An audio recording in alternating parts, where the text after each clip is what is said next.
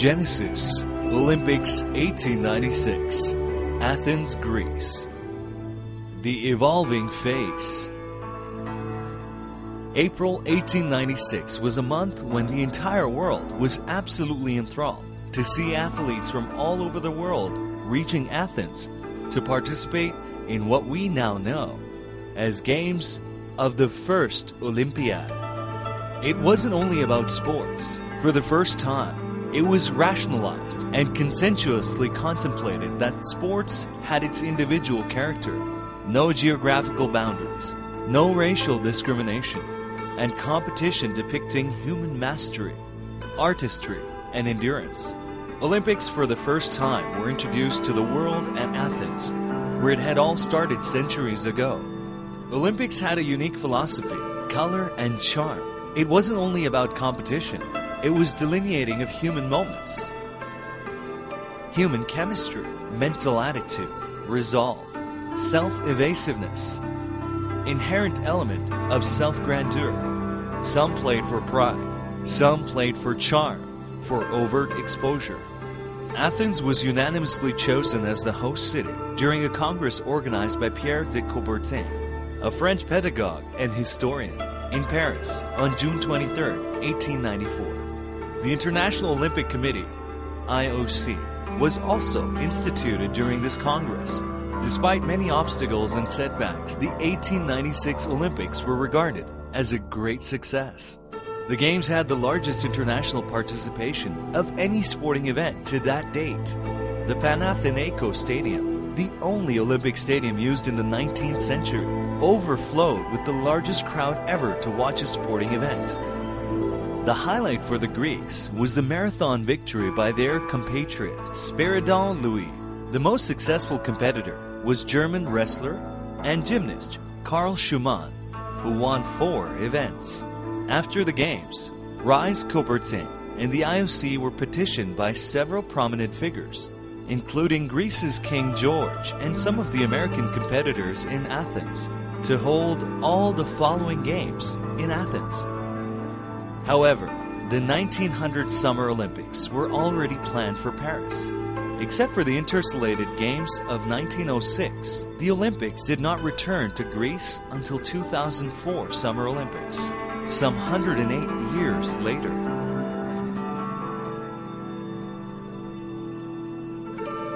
On 18 June 1894, Coubertin organized a congress at the Sorbonne in Paris to present his plans to representatives of sports societies from 11 countries. Following his proposal's acceptance by the Congress, a date for the first modern Olympic Games needed to be chosen. Coubertin suggested that the Games be held concurrently with the 1900 Universal Exposition of Paris. News that the Olympic Games would return to Greece was received favorably by the Greek public, media, and royal family.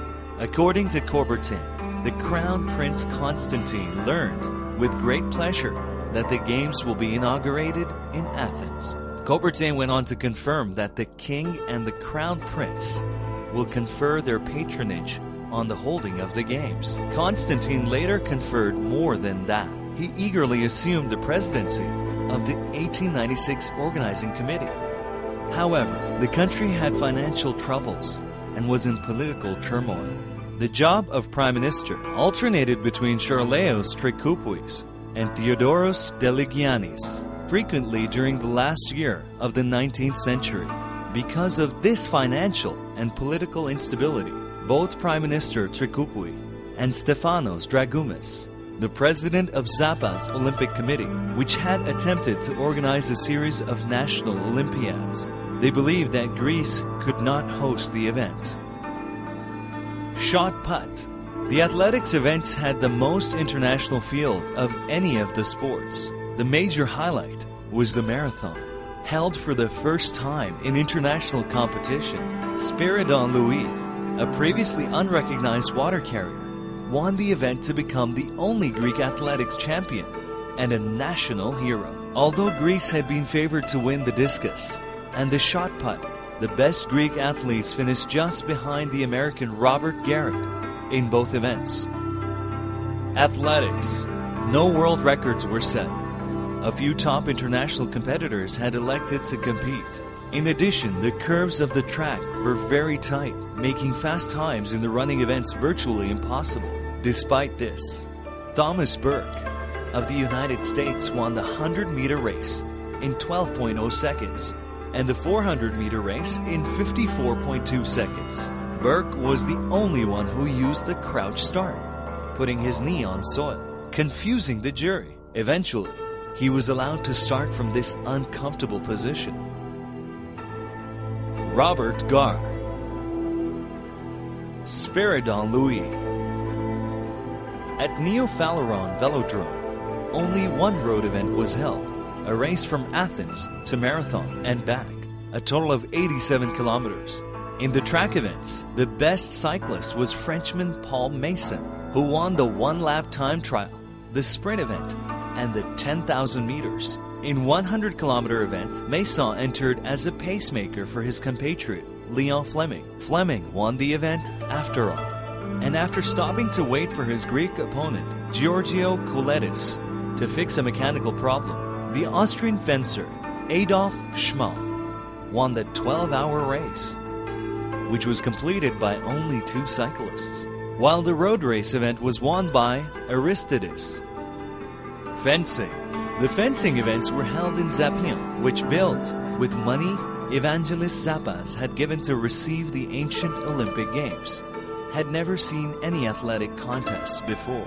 Unlike other sports, in which only amateurs were allowed to take part at the Olympics, professionals were allowed to compete in fencing, though in a separate event. The gymnastics competition was carried out on the infield of the Panathinaiko Stadium. Germany had sent an 11-man team, which won 5 of the 8 events, including both team events. In the team event, on the horizontal bar, the German team was unopposed.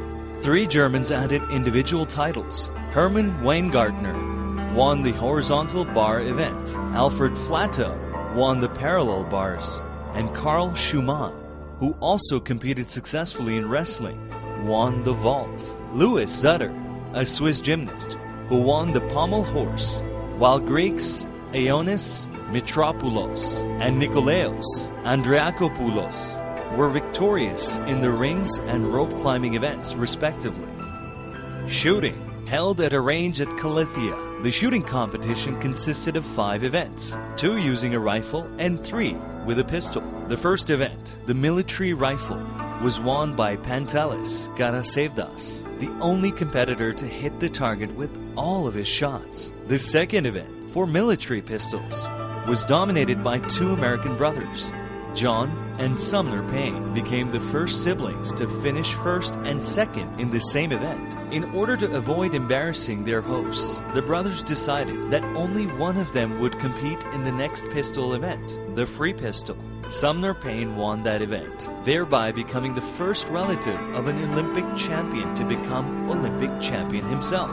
The Payne brothers did not compete in the 25-meter pistol event, as the event judges determined that their weapons were not of the required caliber. In their absence, Ioannis Fragoudis won. The final event, the free rifle, began on the same day. However, the event could not be completed due to darkness and was finalized the next morning, when Georgios Orphanidis was crowned the champion.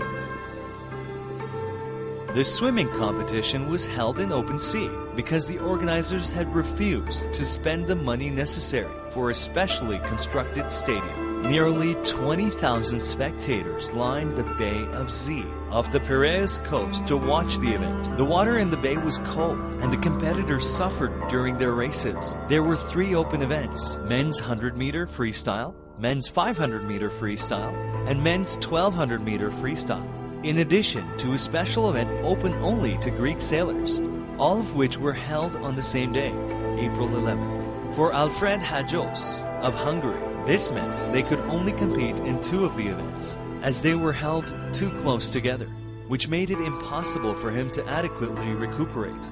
Nevertheless, he won the 2 events in which he swam, the 100 and 1,200-meter freestyle. Hajos later became one of the only 2 Olympians to win a medal in both the athletic and artistic competitions when he won a silver medal for architecture in 1924.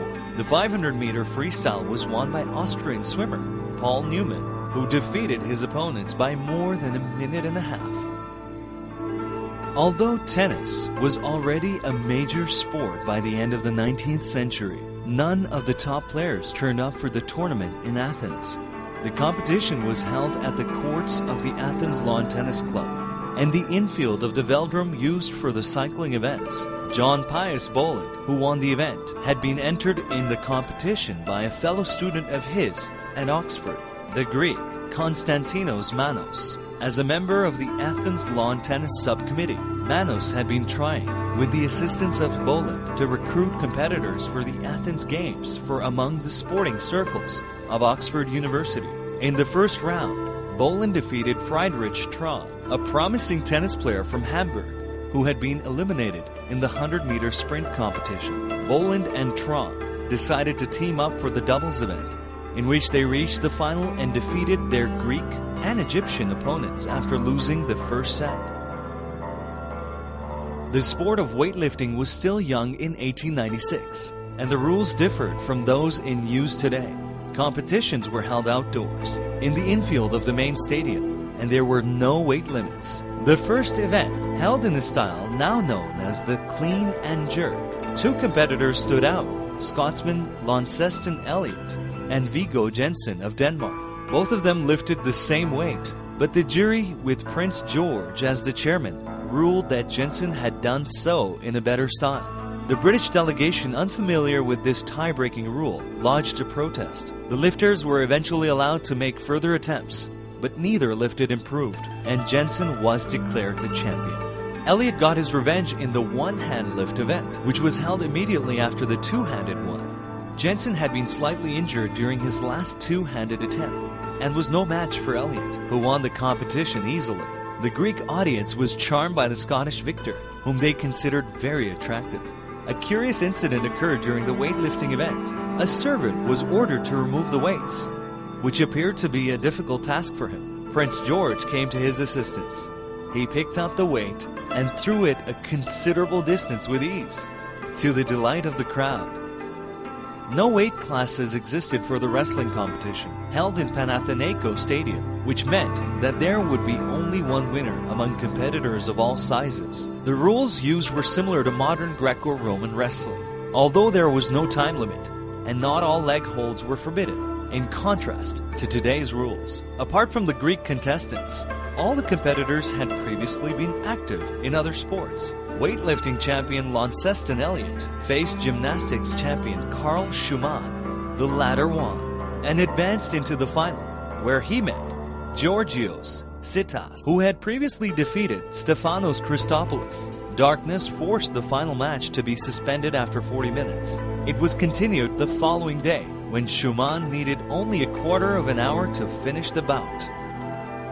In the morning of Sunday, April 12th, King George organized a banquet for officials and athletes, even though some competitions had not yet been held.